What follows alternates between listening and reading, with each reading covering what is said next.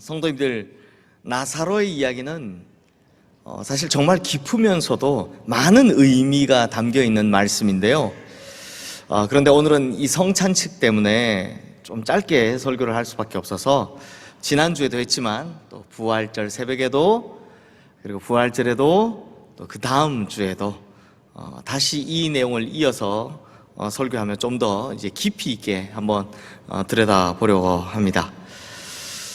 성도님들, 요한복음 11장을 읽다 보면 예수님께서요, 나사로의 가족들을 특별히 또 굉장히 편애하시는 듯한 모습을 볼 수 있습니다. 5절 말씀에 보면 아예 대놓고 이야기를 하시죠. 예수께서 본래 마르다와 그 동생과 나사로를 사랑하시더니 라고요. 그리고 자기들이 사랑받는다는 걸 나사로의 가족들도 이미 잘 알고 있었던 것 같습니다. 3절 말씀에 보면 마르다와 마리아가 예수님께 나사로가 병들었습니다 라는 소식을 전할 때 소식을 전하는 이에게 전해달라고 하는 말이 사랑하시는 자가 병들었나이다 입니다. 이뿐만이 아닙니다. 예수님께서 이들을 특별히 사랑하셨다라는 걸 주변 사람들도 다 알고 있었습니다. 본문 아래에 있는 36절 말씀에 보시면 죽은 나사로의 무덤 앞에서 눈물을 흘리시던 예수님의 모습을 본 주변 사람들이 이렇게 수군거리죠. 보라, 그를 얼마나 사랑하셨는가. 도대체 나사로를 얼마나 사랑하셨기에 저토록 눈물까지 흘리시는가 하는 이야기입니다. 근데 성도님들, 예수님께서 특정한 누구를 이렇게까지 특별하게 사랑하셨다라는 내용이 성경에서 이곳 외에 다른 곳에서는 좀 찾아보기 힘듭니다. 왜냐하면 예수님께서 누구를 편애한다는 것 자체가 좀 이상하잖아요. 예수님께서는 모두를 다 공평하게 사랑하시기 때문입니다.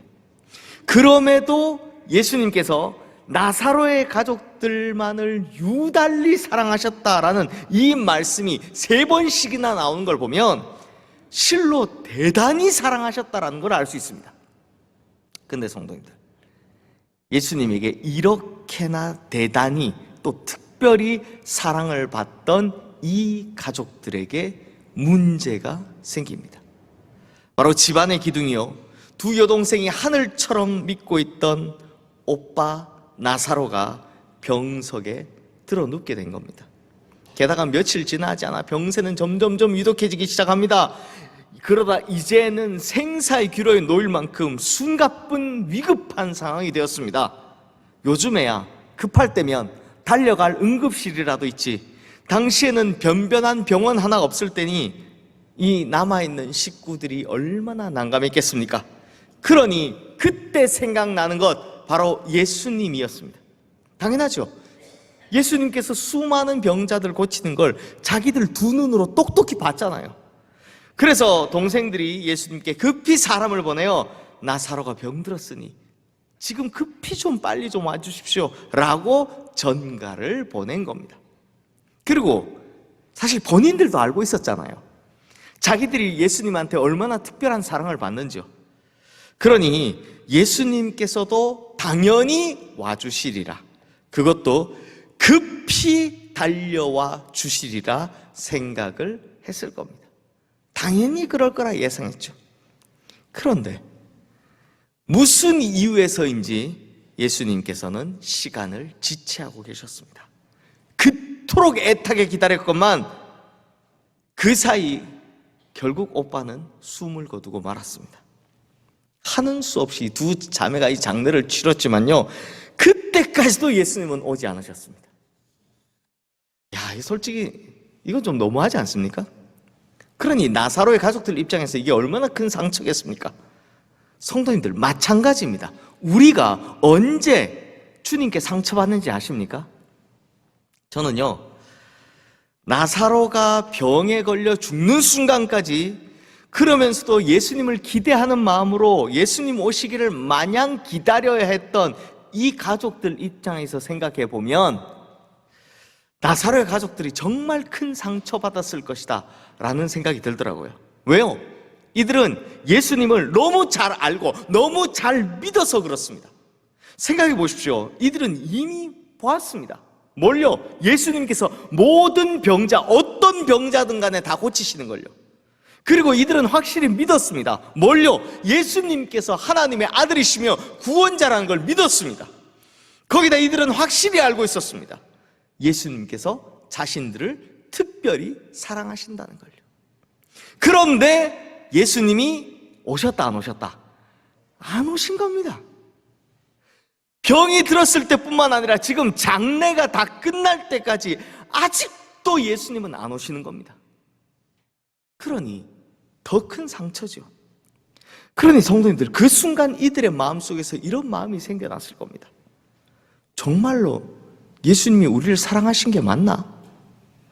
말로만 그렇게 아신 거 아닌가 하는 생각이요. 대실소망, 기대가 크면 실망도 크다. 바로 이렇게 실망감이 클 때 우리 주님께 상처를 받는 겁니다. 주님을 철저히 믿었는데 오히려 주님께 실망을 크게 입을 때, 당할 때, 그때 더 큰 상처를 받는 거죠. 성도님들 중에 이미 이런 경험 있으신 분들도 계시겠지만, 예수님의 사랑을 많이 받은 사람, 그래서 예수님을 많이 사랑한 사람, 또 예수님에 대해 많이 알고 있는 사람, 그래서 예수님에 대한 믿음이 큰 사람, 이런 분들이 이해할 수 없는 고난을 당할 때 더 큰 상처를 받게 되는 겁니다. 이런 거죠. 아니, 예수님께서 나를 사랑하신다면서요. 아니, 분명히 예수님께서 모든 병자를 고치신다면서요. 내가 다 알고 있는데, 그래서 내가 진짜 예수님을 그렇게 믿었는데, 예수님께서 나한테 지금 이러신다고? 진짜 이럴 수 있는 거야? 지금까지 내가 믿어온 거 다 잘못된 거 아닌가? 거짓말인가? 이런 의심의 문제, 실망의 문제가 일반적인 분들보다 믿음이 컸던 분들이 더 크게 생기는 겁니다. 그렇습니다. 갑작스러운 어려움이나 불행을 당할 때 정작 주님께서 아무것도 하지 않으신다라고 느끼면 그것만큼 섭섭할 데가 없죠. 그럴 때는 누구나 다 주님의 사랑이나 능력을 의심하기 쉬운 법입니다. 사실 나사로의 이야기를 보면서 정상적인 사람이라면 다 이런 생각할 겁니다. 우선 예수님께로부터 그렇게 큰 사랑을 받는 사람이 젊은 나이에 병으로 쓰러진다? 이건 있을 수 없는 일입니다. 있어서는 안 되는 일입니다. 예수님께서 사랑하는 사람이라면 어떻게 돼야 됩니까? 모든 질병에서 지켜주셔야 정상이죠. 아프지 않는 게 정상입니다. 허나 약한 인간이기에 행여라도 그럴 수 있다 칩시다. 그러면 예수님께 사랑받는 사람이라면 얼른 고쳐주셔야죠. 역경의 바람이 불 때 안전하게 비껴나갈 수 있도록 해주시는 것이 예수님 사랑 아닙니까? 이게 정상이죠. 그런데 이건 좀 심각합니다. 예수님께 사랑받는 자가, 그것도 특별한 사랑받는 자가 병들었다? 그래서 예수님을 찾았는데 정작 예수님은 오시지도 않고 그래서 오히려 죽었다? 이건 보통 모순이 아닐 수 없습니다.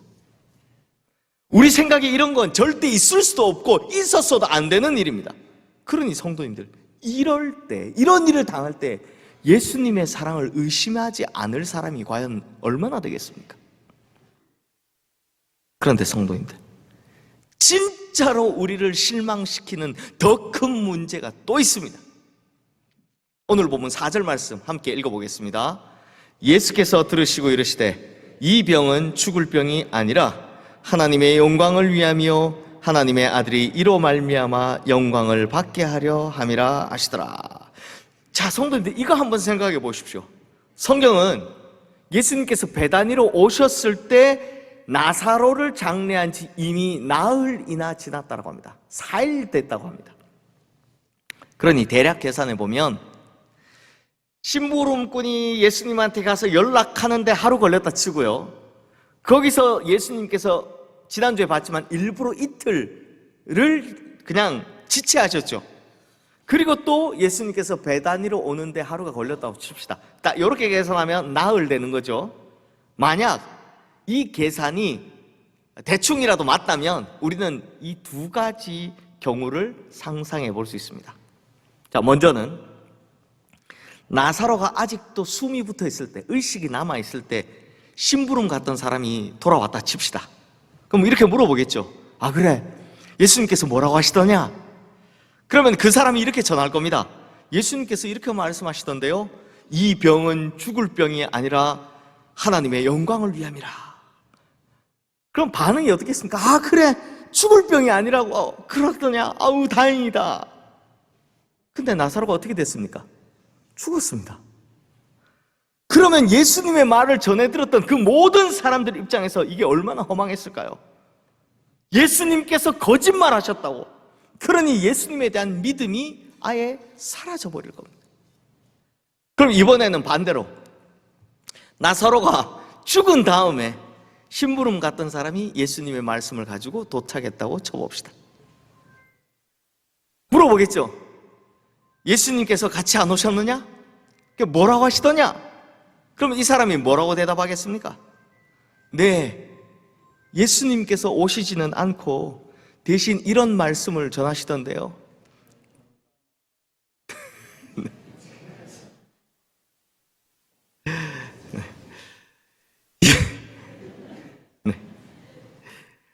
네, 예수님께서 오시지는 않고 대신 이런 말씀을 전하시던데요. 이 병은 죽을 병이 아니라 하나님의 영광을 위함이요 하나님의 아들로 이로 인하여 영광을 얻게 하려 하심이라. 자, 그러면 대번에 이런 소리가 입 밖으로 튀어나올 겁니다. 뭐라고요? 뭐? 죽을 병이 아니라고? 벌써 죽었는데? 그러니 예수님께서 하신 그 말씀, 죽은 나사로의 시체를 앞에 놓고 있는 마르다와 마리아에게 어떻게 들렸겠습니까? 거짓말이죠. 그러니 예수님의 이 말씀이 그들 마음에 오히려 더 큰 상처와 불신을 주는 거 아니겠습니까? 하지만 성도님들, 바로 이 지점에서 오늘 본문이 우리에게 던져주는 아주 중요한 메시지가 있습니다. 먼저 답부터 말씀드리면, 아무리 이해할 수 없는 불행이 우리 앞에 나타나도, 그리고 그 불행으로 인하여 심각한 고통을 당할지라도 예수님의 사랑을 의심하는 것은 어리석은 일이요 잘못된 일이라는 겁니다. 왜냐하면 나사로가 병이 든 배후에는 사람으로는 다 깨닫기 어려운 심오한 하나님의 뜻, 선하신 하나님의 목적이 숨어 있기 때문입니다. 이 내용이 참 깊은데 정말 드릴 말씀이 많은데 오늘은 문제 제기를 좀 더 강하게 하면서 답은 하나만 보도록 하겠습니다. 자, 그러면 성도님들, 제가 한번 여쭤보겠습니다. 나사로 이야기의 결론이 뭡니까? 나사로가 죽었다입니까? 아니면 나사로가 다시 살았다입니까? 다시 살았다이죠. 그러면 성도님들, 제가 한 번 더 여쭤보겠습니다. 성도님들, 그냥 병든 나사로를 고치는 것과 죽은 나사로를 살리는 것 중에 무엇이 더 하나님의 영광이 드러나겠습니까? 무엇이 더 예수님께서 하나님 되심이 드러나겠습니까? 당연히 죽은 나사로를 살리는 거죠. 당연한 거 아닙니까? 그러니 오늘 우리에게 들려주시는 메시지가 바로 이겁니다. 우리가 의지하는 하나님의 말씀이 도무지 우리의 현실과는 관계없는 아무리 허황된 거짓말처럼 들릴지라도 그 말씀을 절대로 의심하면 안 된다는 겁니다. 특별히 나를 사랑하신다는 그 말씀을 어떤 경우에도 의심하지 말라는 겁니다. 왜요? 마르다와 마리아가 처음에는 예수님의 사랑을 의심하는 그 시험을 받았지만 나중에 지나고 보니 주님의 말씀은 참이더라 라는 것을 깨닫게 되었기 때문입니다. 이 병은 죽을 병이 아니라 라는 말씀 그대로 나사로가 살아났으며 하나님께서 영광 받으신다 라는 말씀 그대로 이 사건을 통해 나사로 가족들뿐만 아니라 모든 사람들이 하나님께 영광 돌리는 역사가 일어났기 때문입니다. 이 말씀대로 된 거죠. 그러므로 성도님들, 우리가 의지했던 말씀이 지금 당장에는 우리에게 실제적인 도움이 되지 않는다 할지라도, 거짓말처럼 들린다 할지라도 그 말씀 때문에 주님의 사랑이나 주님의 능력을 의심해서는 절대로 안 된다는 겁니다. 왜요? 주님의 말씀대로 반드시 이루어질 것이기 때문입니다. 그것도 하나님께서 영광 받으실 가장 위대하고도 오묘한 방법으로 이루어질 것이기 때문입니다. 그러므로 성도님들, 이 말씀을 통해 깊은 진리를 깨달으셔야 합니다. 우리 역시 주님의 특별한 사랑을 받는 자녀들이다라는 겁니다. 그럼에도 불구하고 원치 않는 일들이 일어날 수 있습니다. 질병의 문제나 사업의 실패나 자녀의 문제 등등, 마치 마르다와 마리아가 주님을 향한 사랑과 믿음의 큰 시험을 받았던 것 같은 그런 일들이 우리에게도 일어날 수 있습니다. 물론 이런 문제들 힘들죠. 내 힘으로 지고 가기에는 너무 버겁고 무거운 짐들이 우리의 어깨를 짓누를 때가 있습니다. 그러다 보니 무슨 일이 생깁니까? 계속된 실망과 좌절에 지치고 지치는 겁니다. 이런 일들은 아무리 주님께 큰 사랑을 받는다 해도, 주님께 특별한 사랑을 받는 자녀다 해도 충분히 우리의 삶에 일어날 수 있다라는 겁니다. 다만 문제는 이럴 때, 이렇게 힘들 때 우리 마음속에 의심이 생긴다는 거죠. 정말 주님께서 나를 사랑하시나? 나를 사랑하신다면 어떻게 이런 일이 있을 수 있지? 이런 답답한 마음도 생기고요, 섭섭한 마음도 생깁니다. 하지만 그때 마음을 기울여 주님의 음성을 들어보십시오. 이 병은 죽을 병이 아니라 하나님의 영광을 위함이요 하나님의 아들로 이를 인하여 영광을 받게 하려 함이라. 다시 말해 우리에게 이렇게 말씀하시는 겁니다. 너의 실패는 절대 이대로 끝날 실패가 아니란다. 그것을 통해 하나님께서 영광 받으시고 너로 인해 내가 영광 받기 위한 것인 줄 내가 믿기 바란다 라고 말씀하시는 주님의 음성이 우리에게 들려올 줄로 믿습니다. 그러므로 우리 성도님들, 어떤 일을 당하든지 무슨 일을 당하든지 주님의 사랑만큼은, 주님의 능력만큼은, 주님의 말씀만큼은 절대로 의심하지 않으시는 성도님들 되시기를 주님의 이름으로 축원합니다. 그러면 너의 실패는 절대 이대로 끝날 실패가 아니라고, 절대 여기서 끝내지 않을 것이다라고, 너로 인해 내 영광을 드러내고 너로 인해 내가 영광을 받을 것이다 라는 주님의 약속대로 주님의 영광이, 그리고 주님께서 영광 받으실 일이 우리의 삶에 확실하게 드러나게 될 줄로 믿습니다. 기도하겠습니다. 하나님 아버지, 우리의 인생에 견디기 힘들 만큼 어려움이 닥쳐올 때가 있습니다. 말씀을 믿기 때문에 더 큰 시험을 받을 때가 있고, 하나님을 믿기 때문에 더 큰 실망과 좌절에 빠질 때가 있습니다. 그러나 주님, 그 순간에도 하나님께서 나를 사랑하심을 의심하지 않게 하여 주시옵소서. 그 순간에도 끝까지 하나님의 말씀대로 이루어질 것을 믿게 하여 주시옵소서. 그리하여 결국에는 말씀하신 대로 이루어져 하나님의 영광이 드러남을 보게 될 줄 믿습니다. 부족한 나로 인해 하나님께서 영광 받으실 줄 믿습니다. 그리고 부족한 나 또한 영광스럽게 하실 줄로 믿습니다. 이 믿음대로 이루어지게 하여 주시옵소서. 결국에 나로 인해 영광을 드러내시고 영광 받으실 우리 주 예수 그리스도의 이름으로 기도드리옵나이다. 아멘.